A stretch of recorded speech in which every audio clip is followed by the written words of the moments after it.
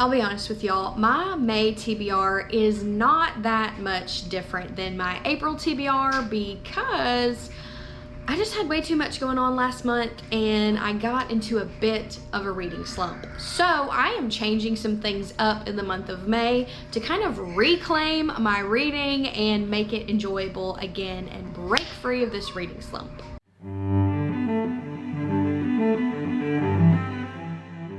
Hello friends and welcome to my channel. My name is Haley and I am a Christian wife, homeschooling mother of 3, out to redeem my very own literary education.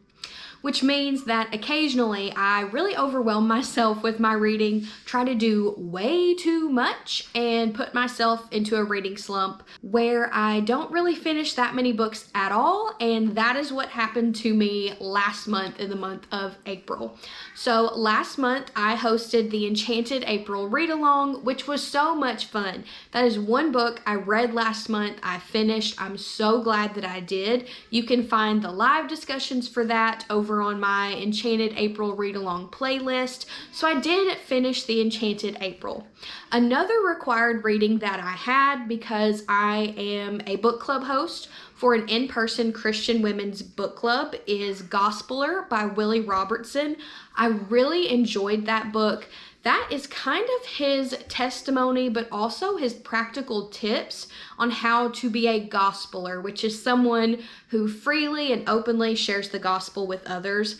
I really enjoyed that book. I appreciated his vulnerability in kind of admitting some of his struggles with the fame and success that came along with the TV show Duck Dynasty. My husband and I absolutely love that family, especially Phil Robertson, so it was interesting to get some of Willie's personal perspective, but I thought he had some really great advice on sharing the gospel with others, namely kind of keeping it really open and lighthearted by simply asking someone else's story. Where are they at with faith? What have they experienced in Christianity? Because the truth is you just don't know where everyone is coming from. And so instead of just sharing the gospel, asking them where they're at. And honestly, this strategy works great because that's what someone did to me. I grew up in church and thought I was a Christian, but I didn't really ever repent and truly make Jesus the Savior of my life. And it wasn't until someone just approached me with that, whenever I went to her asking her, like, what is it that makes your life different? You're a Christian, but I've got no peace. And when I did that, she presented me with the true gospel, just boldly, and kind of asked me, are you living for Jesus? Not, do you believe in him, but are you living for him? And it just really opened my eyes. And that's kind of what he talked about in this book, kind of asking someone where they're at and then sharing the gospel with them, being willing to answer their questions, but also being willing not to have any judgment, because we can't expect people who aren't Christians to act and look like Christians. So I really loved his lighthearted approach to the gospel. I thought it was very easy, very practical, very laid back, and really how we should be sharing the gospel. It's not always this formal experience that happens in a church. I was saved at a Panera Bread in the parking lot, so I know that to be true. And then I just thought it was really inspiring, all of the different places that he baptized people. So it didn't have to happen formally in a church. He would baptize them in a river, in someone's cow pond because that was close by, in someone's big bathtub because that was close by. And I just loved that lighthearted, non-formal approach to it, because sometimes I think we make sharing the gospel such a big deal when it's really not. So that's another book in April that I finished that I absolutely loved. And I also went ahead and started my next book club pick for the next month. We rotate between Christian fiction and Christian nonfiction, and that is the Indigo Heiress by Laura Frantz. It is a historical Christian romance that is kind of a marriage of convenience trope.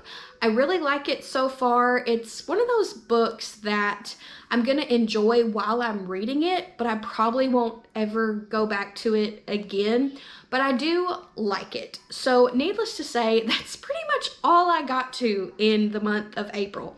All of those books are required reading, meaning that I had to read them either for the Enchanted April read along or for my in-person book club that I read. So when I read them, I was very intentionally annotating them, coming up with discussion questions. It just took up a lot of time and really made reading a lot more work. I did enjoy all of the books. I'm still enjoying the one that I'm currently reading, but it did just kind of feel like work, and sometimes that makes reading less fun.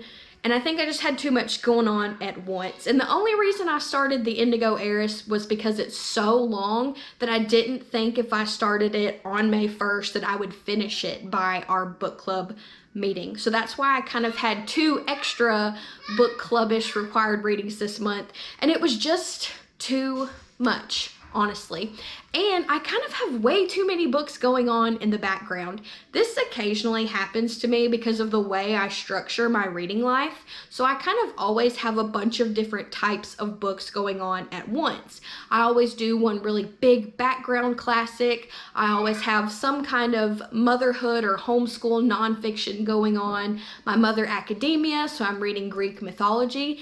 And it's fun, and when everything is going to plan, it works out great.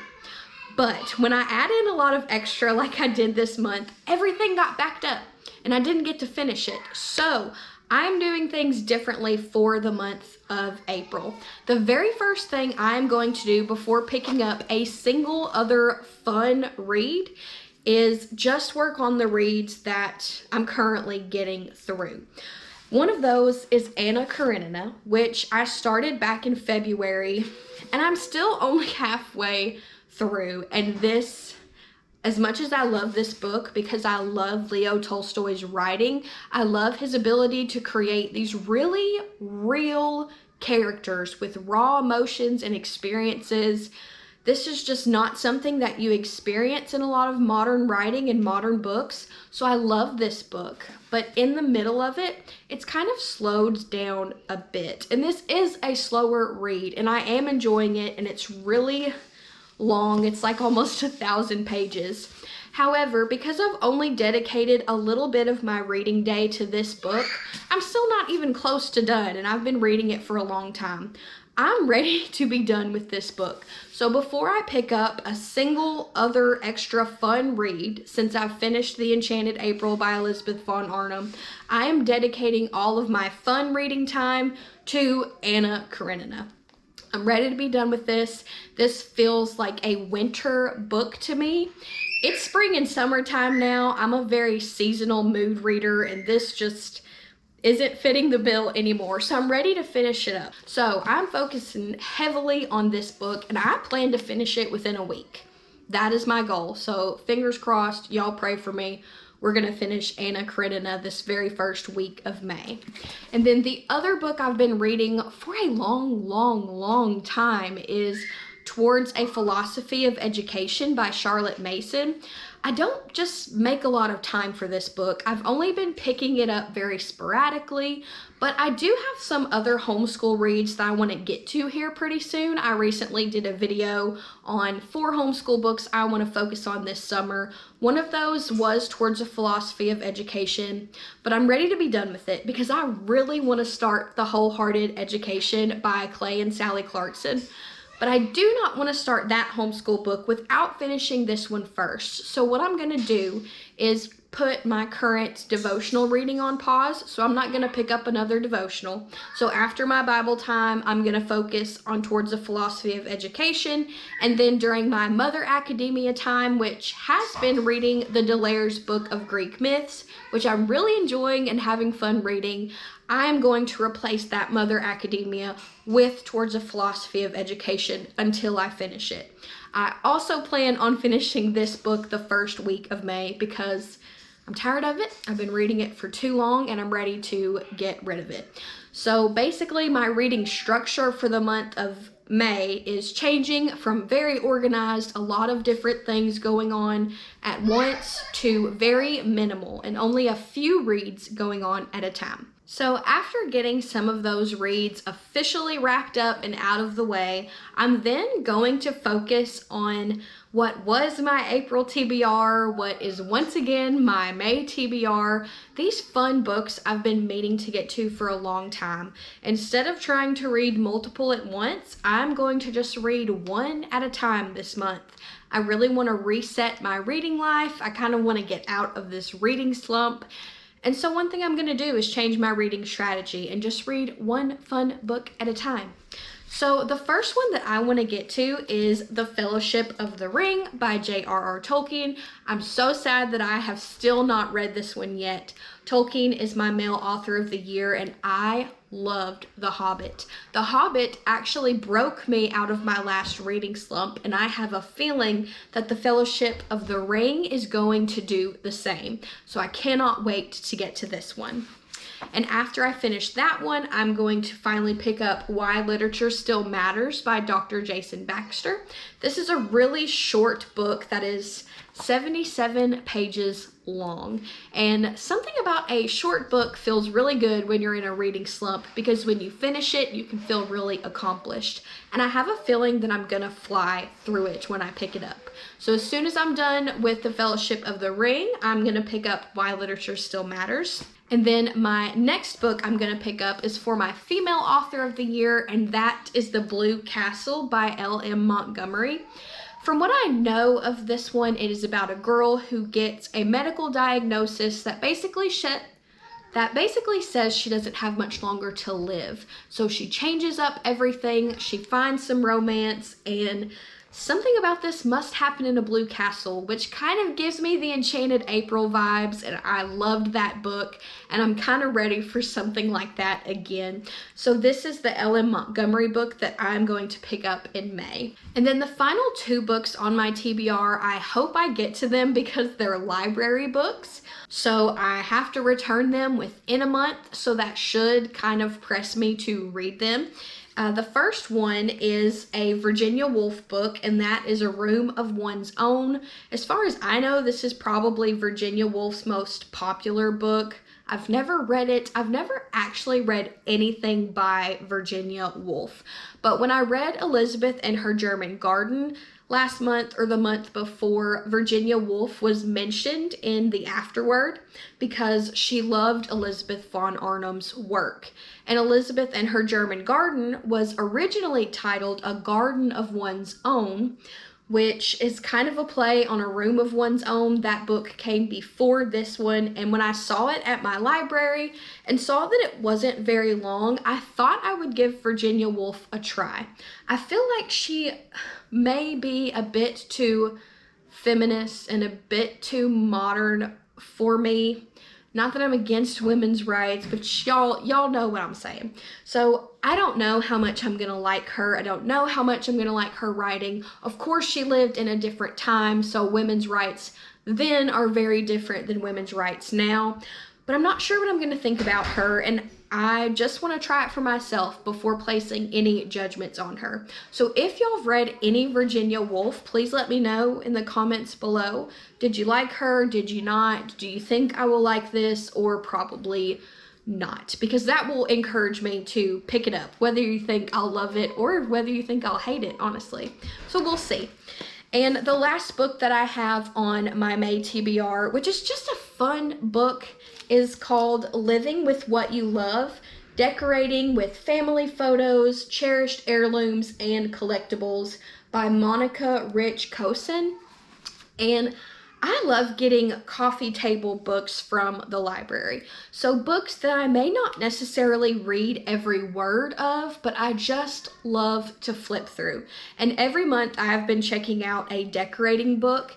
And this one particularly appeals to me because we have a lot of family heirlooms, a lot of things that my grandmother, my husband's grandmother, great-grandmother made. So we have a lot of these random things laying around that I want to learn how to decorate with. I would also love to do an ancestry photo wall.